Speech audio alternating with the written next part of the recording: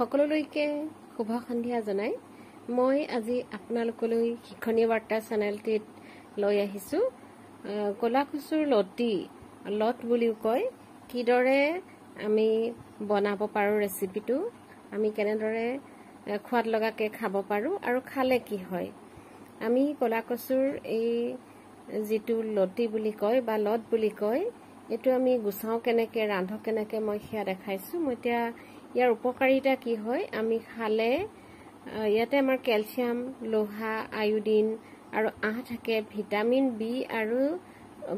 B আৰু সি দুইটাই থাকে আমাৰ শৰীৰৰ বাবে অতি উপকাৰী বেমাৰ প্ৰতিৰোধ ক্ষমতা বৃদ্ধি কৰে আৰু আহটো আমাৰ শৰীৰৰ বাবে ভাল কলা কচুৰ আমাৰ তেজৰ কাৰণেও ভাল স্কিনৰ কাৰণে ভাল আপোনালোকে খাই চাব ভাল লাগিব এনেদৰে মই ৰান্ধিছো আপোনালোকে চাব আগবঢ়াইছো আপোনালোকক সকলোকে পুনৰ স্বাগতম জনাইছো স্বাগতম ইয়া হৈছে এই কলা কচু বিলাকৰ আমি যে পাত কচু বা থোৰ খাওঁ সেইবিলাকৰ গুৰি এই কচুৰ লট বিলাক এই উলাই এইবোৰ চিঙি আনিছো ভাজি বনাম কঁঠাল গুটি দি দেখুৱাম এতে টেঙা আৰু জ্বলা লাগিব খাই ভাল লাগে কচুৰ গুণো আছে এয়া মই এতিয়া গুছাম এইটো চাওক বাকলিটো এইটো মই কটাৰি দি চুচি দিছো এই কলা কচুৰ লটবোৰ গছৰ গুৰিত লাই এইবোৰ চিঙি অলপ ৰ'দত লৰেলাই ল'ব লাগে লৰেলাই ল'লে তেতিয়া সুবিধা হয় গুছাবলৈ এই যেটো এটো ওলাই থাকে আটো এটো আমি এনেকে গুছাই দিব পাৰো নেকে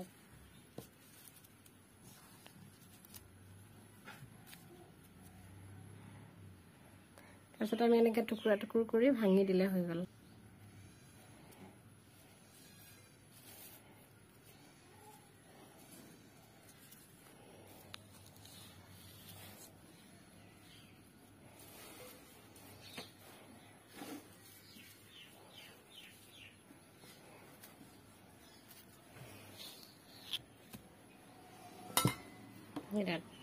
সহজ এনেদৰে গুছাবলৈ অলপ খালি ৰ'দত লৰেলাই ল'ব লাগে চিঙি অনাৰ পিছত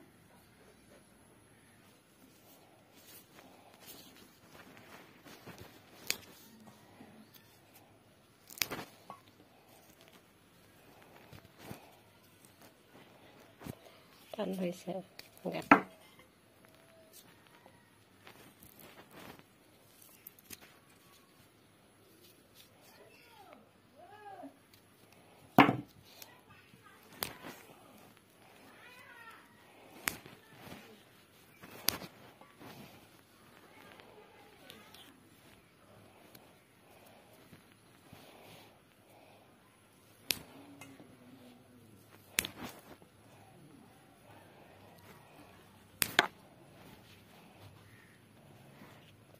কটাৰী ব্যৱহাৰ অলপকে কৰি এনেকে গুছাই গুছাই গৈ থাকিব পাৰি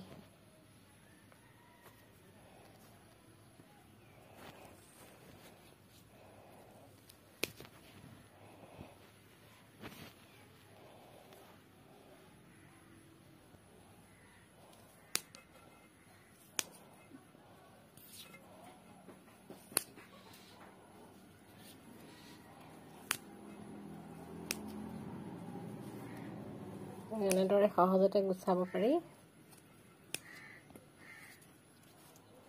মানে আমি অলপ লৰেলাই ল'লে এই যেটো ইয়াৰটো বাকলি এটো এনেকে টানি দিলে ইডাল সাফা হৈ আহে আৰু ভাঙি যায় থাকিলে আকৌ এনেকে আমি গুছাই ল'ব পাৰো মই প্ৰথমে জনা নাছিলো প্ৰেক্টিক্যালি আসলতে কৰিব লাগে যিকোনো কাম কৰিলে আমি শিকো জানো আনকো শিকাব পাৰো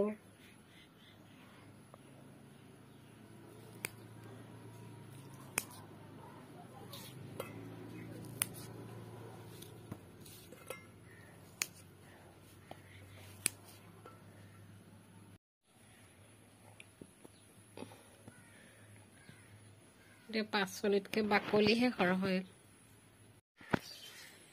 মই ছিঙিম কঁঠাল পাত।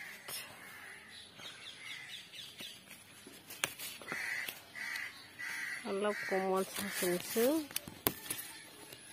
কঁঠাল পাত 3 খিলা ল'ম।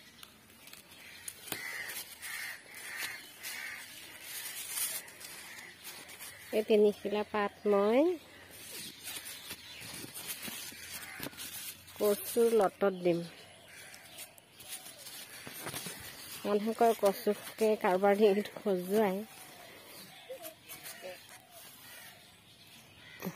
যদি আমি উতলি থাকোঁতে বীজটোত তেতিয়া আমি এই কঁঠাল পাত দি দিওঁ, তেতিয়াহ'লে কচু শাকে কেতিয়াও নখজুৱাই বুলি কয়।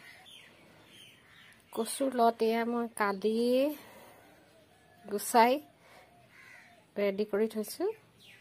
এই পাতকেইখিলা এতিয়া মই খুব ধুনীয়াকৈ ধুই ল'ম। আচলতে মই নিজে দি খাইছোঁ, আগতে কচু পাতত দিছোঁ, কচু মই লততো দি খাইছোঁ। কচুৱে নখজুৱাই তেতিয়া এই যদি কঁঠাল পাত দিয়া হয়। আমাৰ পাতকেইখিলা ধুনীয়াকৈ ধুই ল'লোঁ আৰু অলপ মোহাৰি দিছোঁ পাত।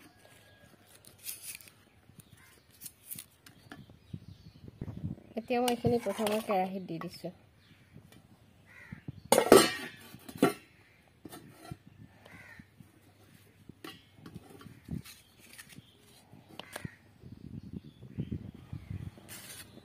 অলপ পানীটো ওলালে মাজত ভৰাই দিম। এতিয়া ওপৰতে দিছোঁ।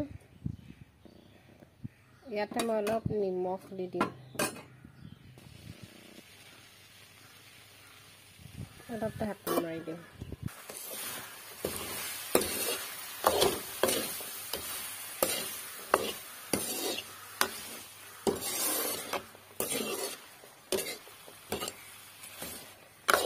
আচলতে ঘৰুৱা আমাৰ খাদ্য সদায় পোৱাও নাযায়। কচু লতটো এনেকুৱা দিনতে ওলায়।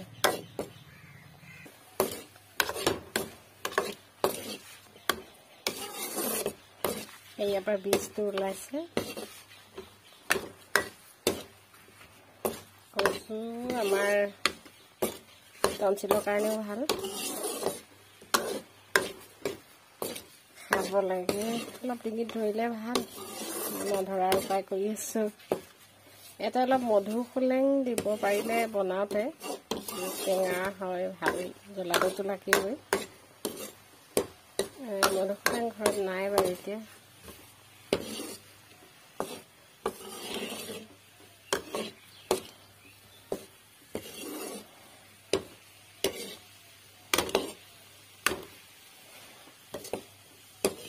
টেঙা শাক থাকিলে আপোনালোকে দিব পাৰে, মোৰ নাই।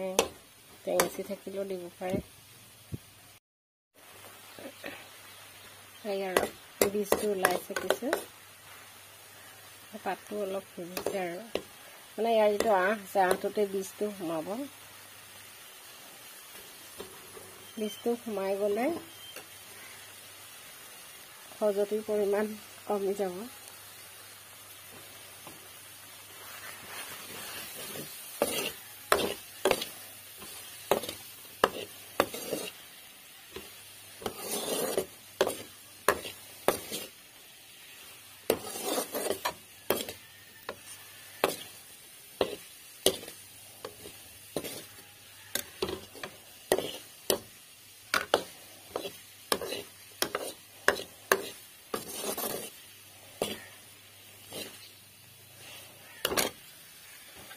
প্ৰায় লত সিজিছে।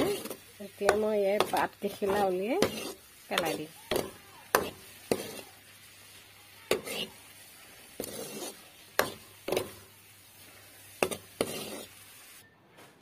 অলপ নহৰু, জলকীয়া আৰু 2টামান দিম।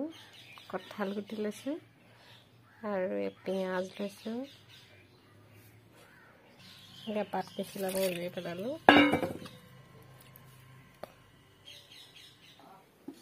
এয়া বনাইছোঁ অমিতা দাইল। কঁঠাল গুটিও দিছোঁ 2টামান।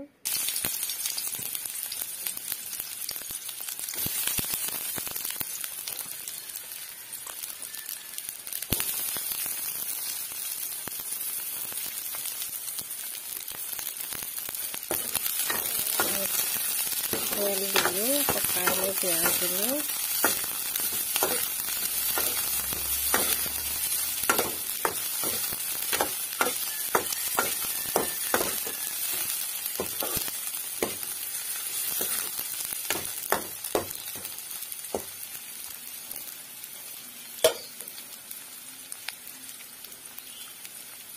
ইয়াতে মই দি দিওঁ জলকীয়া, বাৰীৰে হয় জলকীয়াও।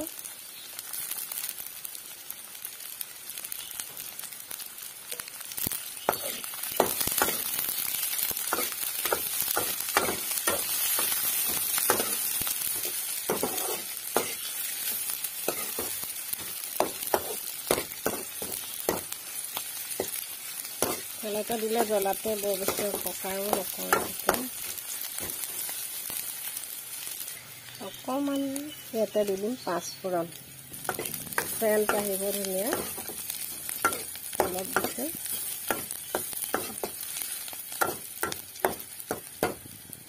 ইয়াতে অলপ দিম গুড়ি মছলা,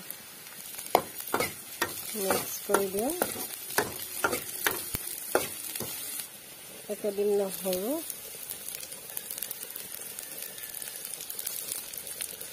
আদা,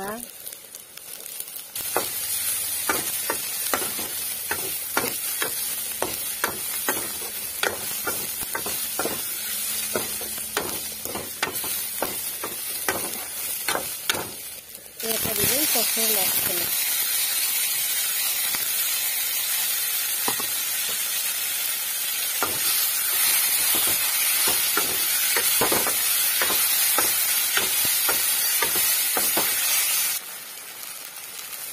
অলপ দি দিম হালধি।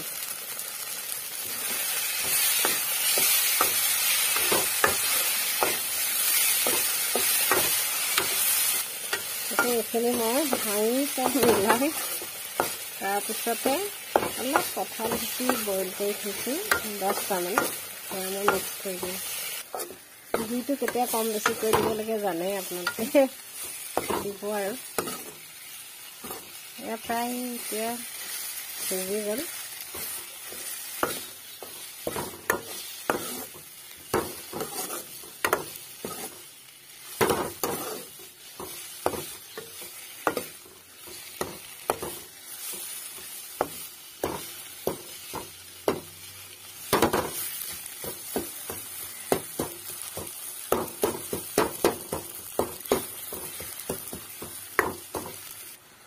ইয়াতে অলপ মই গুড়ি মছলা দিলোঁ, 2টা সৰু বাৰীৰে তেজপাত দিলোঁ। খুব ধুনীয়া চেণ্ট আহিছে।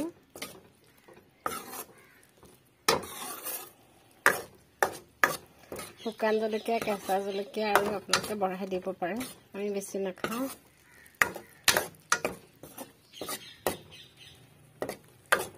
জলকীয়া গুড়িও নাখাওঁ, কেতিয়াবা দিওঁ আৰু।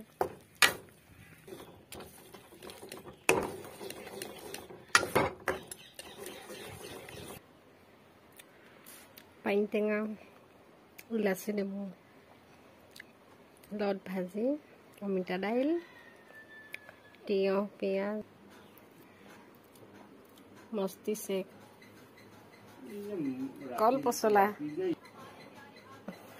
নহৰু, জুতি লগাই এসাঁজ।